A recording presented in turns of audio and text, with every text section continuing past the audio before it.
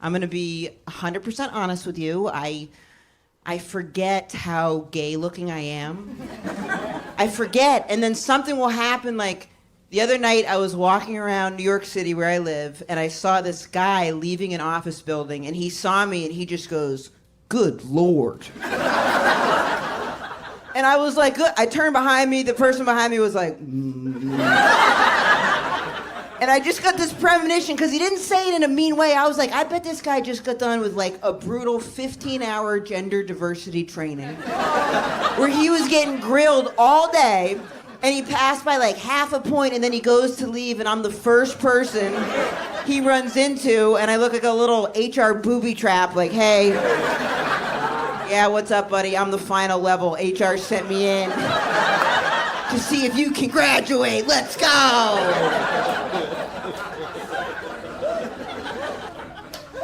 My mom called me today and she was like, the country is so divided right now. So divided. I think it's critical with comedy. You talk about something everyone can relate to, something that transcends race and class and gender and will bring Americans together around a unifying topic. And I was like, oh my God, yeah, do you have any suggestions? And she goes, something everyone can get behind, like the fact that your father is an asshole, okay? He's an asshole. My dad's not an asshole. He's very conservative, but he tries, and I appreciate that. Like, this is one of my favorite things he does. Okay, he calls me every time he thinks he sees a gay person. Thinks he sees.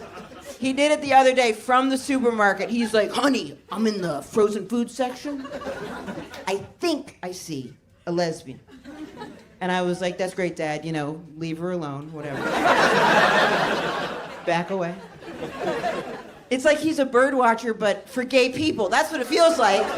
Now I'm worried that he's walking around the supermarket doing some weird lesbian bird call, just going by this woman like, Subaru, Subaru, Subaru, Subaru. I'm pretty good at this. Put out some hummus in aisle 6. I'm gonna get her, I'm gonna get her. He always asks, my dad, every time he sees a gay couple, he'll go, who's the man one? Who's the man one? He'll even do it if it's two men. He'll go, who's the man one with those men? And I had to take him aside. I was like, hey, you gotta stop doing that. And he goes, because it's not PC. And I was like, well, take that out of it. At least like 6 out of 10 times, it's visually obvious, okay? Like, it's two men. One of them's in a sundress. Who don't you think, all right? I know it's wrong, but sometimes I like to say I'm the man one. I think we can deconstruct these things to reconstruct them. And I like to say it for fun. I go, I'm the man one. Like every time I take out the trash, man one. Every time I kill a bug, pow, man one. Every time I avoid conflict, man one, man one, man one. And women ones hate it. When you call yourself the man one, woo! The first time my girlfriend heard me call myself the man one, she went, ugh, you sound obnoxious and ignorant, and like you don't even know what you're talking about. And I was like, yeah, see? I'm the man. That's what I said. See, you women ones, you just talk, you don't listen. That's the problem. Unbelievable. Someone tried to set me up with another man one once, and I'm embarrassed how I reacted. I flipped out. I was like, you think I'd be into something like that? You can't do that, that's wrong. I sounded like a conservative senator from Texas. I was like, two man ones? No. You listen to me, it has to be one man one with one woman one, like in the Bible. That's how it has to be. What is happening to the American family? There's no structure, no balance of energy. My girlfriend's family is so different from mine. My girlfriend's family is Mexican and Italian. Everything is a celebration. They all get together and they do things like they have a family game night on Tuesdays. My family is German and very uptight. My girlfriend was like, well, like what kind of games did you guys play on family game night? And I was like, psychological, okay? Mental games all year round. You guys are playing Monopoly. I was trying to figure out if my uncle was really my father. I don't know. My mom's uptight. This is how uptight my mom is. Okay, one time in high school, I came home. I was like, I can't take it. I'm going to kill myself. And my mom goes, not in the house. Okay. Not in the house. I have book club in the house, not in the house. And then because I said that, I had to go to this weird inpatient rehab center. I'm in there for threatening to kill myself. I had a roommate who was in there for threatening to kill somebody else. I was like, are they trying to speed up the process? Like, who is this lazy admissions person? Like, mutual interest, match him up, match him up. She had threatened to kill someone, and she had something called multiple personality disorder, which I wanted to be sensitive to, but I didn't know how. So every night I'd just be in bed like, good night, everybody. I don't know if this is the right thing to say. My dad was obsessed with trying to figure out how many personalities she had to.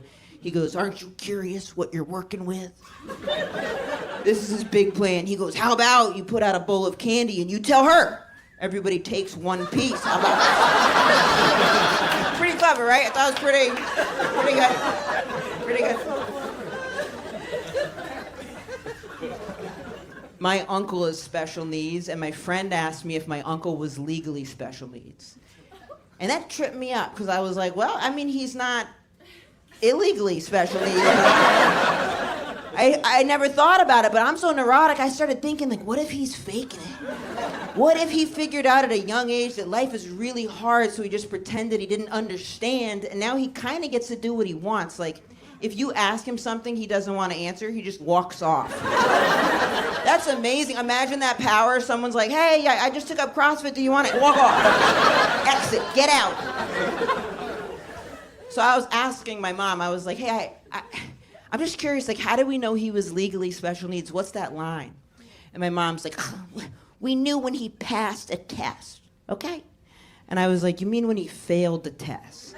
That's kind of condescending to say pass the test. No one takes a test, gets diagnosed as being legally special needs, and then is like, fucking nailed it, okay? I don't know how other people did, but I killed that. I got my own parking spot, so... Thank God he passed it, though, because wouldn't this be worse? Like, imagine going in and getting tested to see if you're special needs, and then you're not. But you have to live your whole life knowing your own parents thought you were. Woo! That's brutal. You got to deal with the doctor coming out. Good news and bad news, okay? Good news, your child is not legally special needs. Bad news, I see why you brought him in here. Yeah. It's off by one question. I don't know. Start from scratch. Maybe a gluten allergy. I don't know. I started going to therapy. And in the middle of a session the other day, my therapist goes, Emma, look, it's imperative that you create a boundary with your mother around money. And I was like, I agree, but I should let you know she pays for you, so you might want to be careful how you're talking about your boss. I don't know. I could never be a therapist. I'm too much of a gossip. You're not allowed to talk about your clients with your other clients at all, but you're in with these people all day, back-to-back sessions. I'd be bursting at the seams. Someone would tell me something kind of juicy. They'd leave, next person would come in, I'd be like, close the door, close the door, close the door. Actually, you know what? Run out. Get a good look at them. You need context for this, okay? Woo! Then come back in, you sit in my chair, I'll pay you today. Does that work out? Because I can't. With these people, I gotta process this. It's too much. I told my therapist I was having comedy writer's block, and she goes, I can help. How about I tell you things from our sessions I think are funny?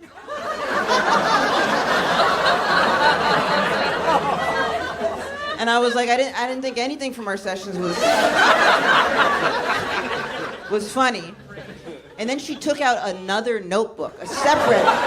What was that? And I asked her for an example. I was curious, and she was like, okay, do you remember when you told me that your father cheated on your mother with the woman Carol, who was 4'11"? And then your mom just became fixated on figuring out whether or not Carol was legally a little person or not? I was like, that is kind of funny, actually. Yeah, if you don't mind, give me the rest of those notes, please. Thank you. Of all the things to recall, yeah, sure. I had told her that months ago, too. I was like, were you just sitting on this, waiting for the right moment to be like, by the way, that was a little funny. I was little funny. I'm from Maine originally. I'm from a very small town in Maine. We had about 2,000 people in the whole town, so we only had one police officer, and his name's Scott. And he would be in town on Tuesdays and Thursdays. And people were still getting arrested even though Scott was posting his schedule and sticking to it. Not a good look for the town. And I used to talk about him, and I would use his real name, and then I got to film something for TV, and they were like, look, you got to change the name, otherwise you could get sued. So I changed the name from Scott to Dave. And then when it aired, I got like 200 messages from my hometown of 2,000 people being like, how could you forget Scott's name? How could you forget? He arrested you like 15 times. How could you forget Scott's name? Maine is the whitest state in the whole country, or Maine was the whitest state for a long time. And I told my girlfriend that, and she was like, okay, so what does that mean? Like, did you see a lot of racism growing up? And I was like, no.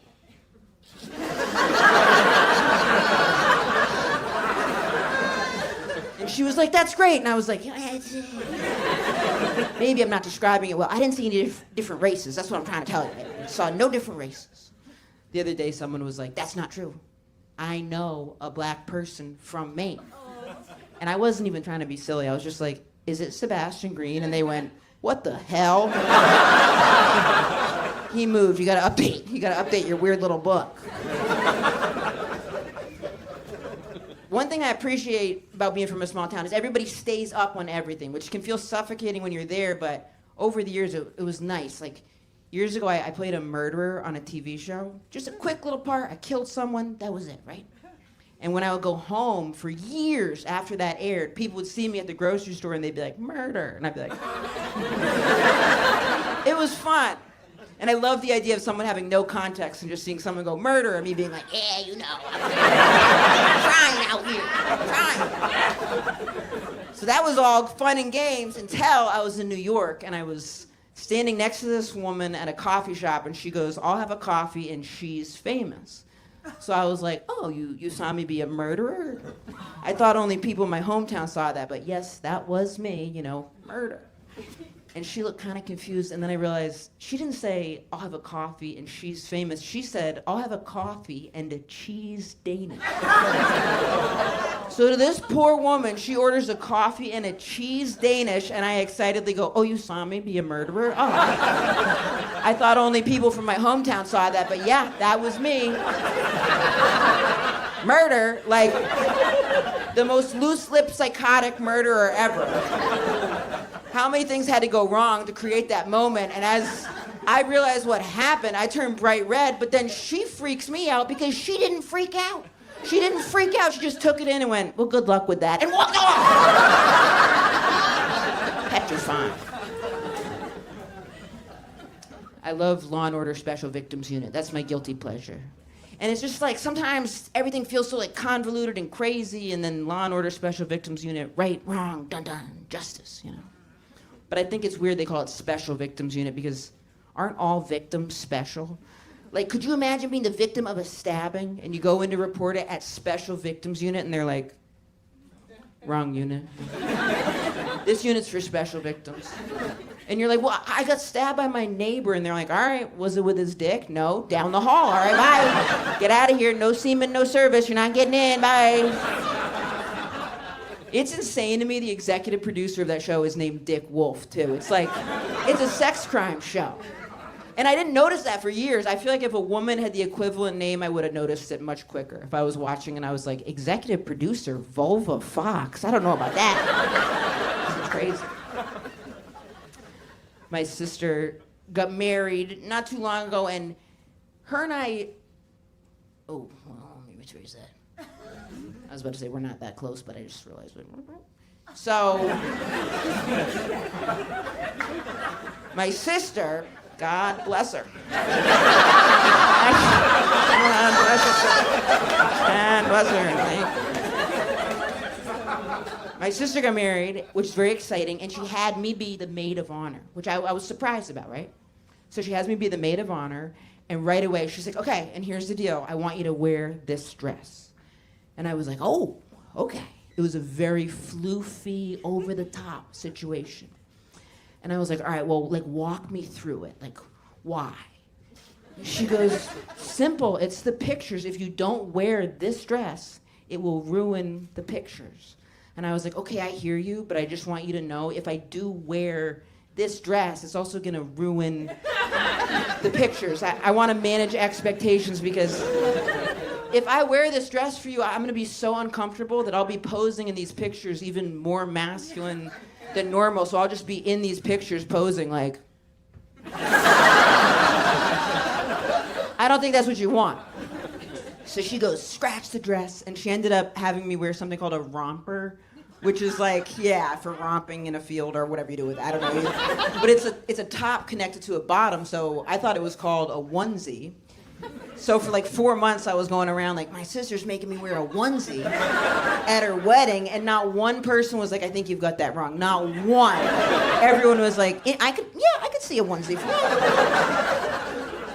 So we got this onesie, and then she really wanted me to wear these high heels, and she kept showing me pictures of the high heels, and I was like, I can't do it, I can't. And then she snapped, and she goes, I don't know what to do, Emma. I'm so desperate to compromise with you. The other day at work, I Googled lesbian high heels. And I was like, what did you find? What popped up? And she just went, nothing popped up! Thank God I would have had to wear whatever it was. My mom was like, not even like a combat boot of sorts? Like, I don't know, or something combative? What does Rosie O'Donnell wear in these situations? My mom does this very, like, mom thing. I don't know if anyone else's mom does this. They must. She identifies herself whenever she leaves me a voice message. But we talk like 3 times a week, and she's my mom. Every message starts like this. She goes, hey, it's your mother. Like I would ever get a message from my own mother and be like, who is this? They're obsessed with me. I had to ask her, like, Mom, who do you think I'm talking to that would leave me a similar message to you? Just calling me up like, hey, I was looking at pictures of you and your sister in the tub as babies. So cute. I just showed everybody at book club. Side note, Nancy didn't read the book again.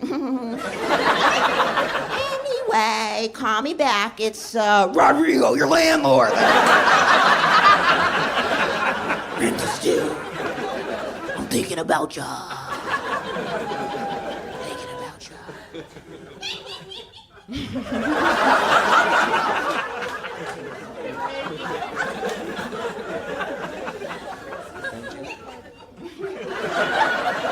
Where did that come from? My sister's a nutritionist, which is great. Love to get the advice. But the other day she told my dad, she's like, you're inflamed. She goes, you need to try something simple like the caveman diet where you only eat things you could hunt or gather. And I was like, okay, but like, you think he can't gather a Pop-Tart? Like, I think he can hunt up some DiGiorno, something, you know. He can do that. She has her kids drink pea milk, which is great, but intense. I was babysitting and she was like, okay, the pea milk is in the fridge. I said, what? The pea milk? And she was like, yes, Emma, milk from peas, that's what we drink. And I was like, oh my God. Really? Pea milk? And she was like, don't be immature about it. And I was like, I won't. 10 years ago, if you told me I had to drink pea milk, I would have thought I was about to meet R. Kelly. That's what I would have thought. Why does my sister have his pee? I don't think that's the weirdest name for a food product, though. I think that's nut butter, which every time I see nut butter, I'm always like, She was like, don't be immature about nut butter either. We also have that in the house. And I was like, I won't be immature about it. Just tell me where you keep the dick salt and we'll keep it moving. When I first saw nut butter, I was like, this is confusing. People are gonna think it's a moisturizing butter for nuts. That's what I thought. And I was worried. I was like, this is no good. People are gonna buy it. They're gonna put it on their nuts. It's gonna be pandemonium. And then I realized there is no widely marketed moisturizing butter for nuts. That's crazy to me. There should be something. Something like Dove, every ball sack is beautiful. Something. In Sephora, there are just sections of face cream for women. There should be a little corner for nuts. Something. I also don't know how things went so wrong as a society that I'm the one bringing up a need for nut moisturizer. Like, how did we get here? My friend was like, dude, it's not a conspiracy. It's not needed. This is what he said. He was like, look, if I don't if I don't take a shower for a couple days and oil forms around my nuts. I don't know why I'm giving him such big nuts, whatever. Whatever. Boom. He goes, in oil forms around my nuts and they're moisturized, they're good to go. And I was like, oh, interesting, okay. Interesting. And then I told a couple people that and they were like, no, your friend has fucked up nuts, okay? He's got like a medical condition. That friend of mine, Steve, he had me dog sit for him and he lied to me. He was like, the dog's trained, he's an angel. This dog, not trained. Saying this dog is trained would be like someone on a dating app saying they live in a gated community, but they live in prison. It's like that. The dog is not trained. And I'm not allowed to have dogs in my apartment building, so I was like, oh, this is a disaster. But I thought it was all good, and then I was with the dog, I ran into my landlord. And he goes, no dogs. That dog has to go, unless it's a service animal. And then I lied, and I shouldn't have done it, but I was like, it's a service animal. And then the second I said that, the dog started humping my leg. I'm panicking, but I kept lying. I was just like, and this is the service I need, okay? This is it. This is what balances me out. I'm just waiting for him to come so I can call my mom. I don't know, I'm sorry. Then I called my friend, and I was like, hey, what do you do when the dog's humping you? Because I didn't want to like sex shame the dog, you know? And he was like, kick him off. What did you do? And I was like, no, he's humping me still. Like, what was going for it? He was like, did anyone see that? And I was like, yeah, quite a few people. So. And then he was like, it's okay. It's so obviously a boy dog and you're so obviously gay, no one will think it's sexual. And I was like, ooh, I wasn't worried about that.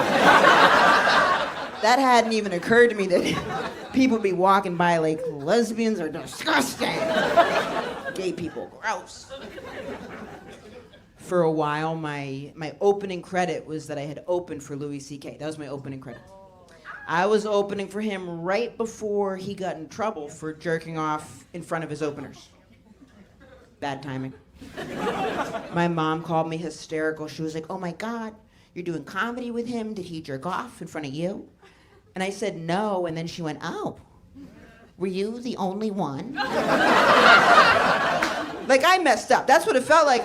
I couldn't help it. I got defensive. I was like, I'm not the only one, okay? There were others, and we have our own movement. There's Me Too, and then there's not me. That's us, all right? We go to the marches. We hang in the back.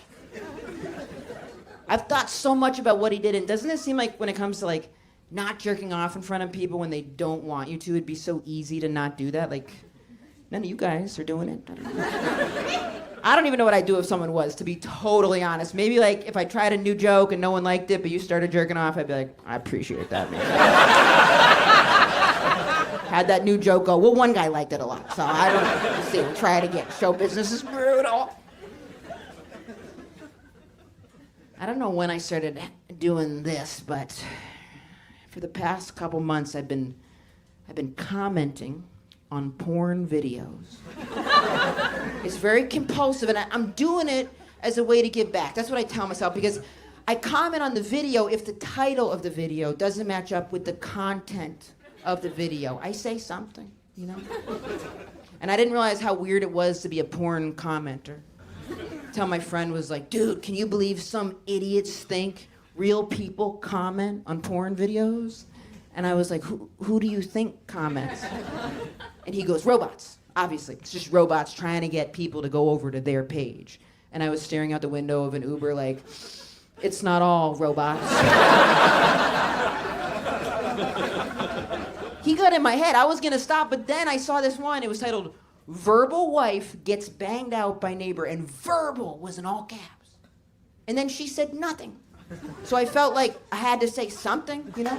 Not on my watch. I took it right to the comments. I was like, hey guys, this is clickbait. I watched the whole thing. I checked the sound on my computer. She's not verbal. He's not verbal. It's not verbal. If you're looking for a verbal woman, go over to Alabama Housewife on the next page. Boom! Trying to be friendly. Save people some time. So I do this. I forgot about it.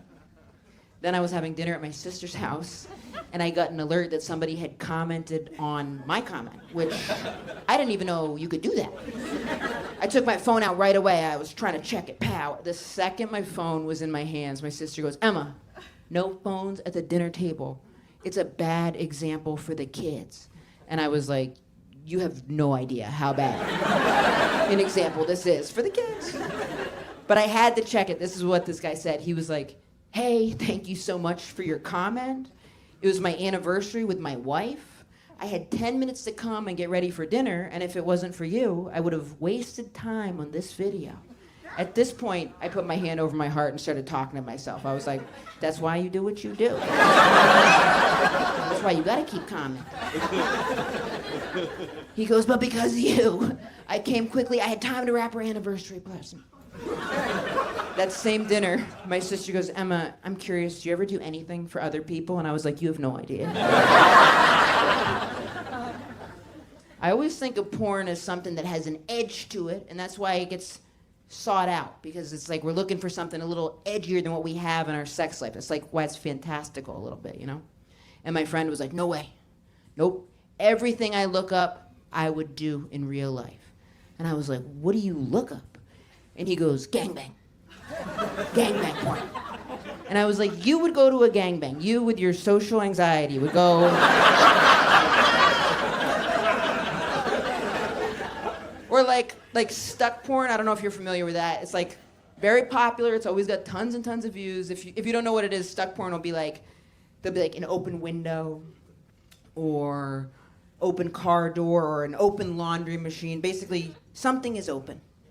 And then someone sees that something is open and they stick their head through it. And they get stuck. And then someone sees that they're stuck and they're like, hey, are you stuck? Because now you're about to get fucked. That's it. That's the whole premise. So many views, and I refuse to believe there's millions of people walking around like, ooh, I hope somebody gets stuck today. I guess. Don't close that window. I've got a date later, please. I need this. I like talking about porn. I think it offers interesting insight into the human condition, like why we search out what we search out. I think it's fun. But I never wanted to talk about porn with my mother, and then I screwed up. I watched porn at her house. I was doing some commenting. I watched porn at her house. I forgot about it. On her computer, I watched porn on her computer. I wasn't thinking it was compulsive. I watched it. I kind of clocked how weird that was, and I went to bed. And the next morning, my mom was like, hey, I think your sister was watching porn on my computer. I would think it was you, but it was straight porn, so it has to be your sister. And she hasn't been home in months, so she must have flown home, watched porn, and left. That is psychotic behavior. It's disturbing. And I was like, Mom, it wasn't her, that was me. And she was like, but it's straight porn, I'm confused. And I was like, yeah, porn's complicated, like I like to picture myself as the guy, like there's a lot going on. Porn is like, it's like kind of fantastical, we seek out things that have like an edge to it, She's not getting this at all. She's like, what, so what, And I was like, okay, like, I don't think people really want everything that these popular porn searches say that they want. Like, I don't think millions of people want to watch stuck porn. And she's like, and I was like, it's like, she's like, oh yeah, where they get stuck in the window? I know about that. Okay, you guys are great. Thank you very much. I appreciate it.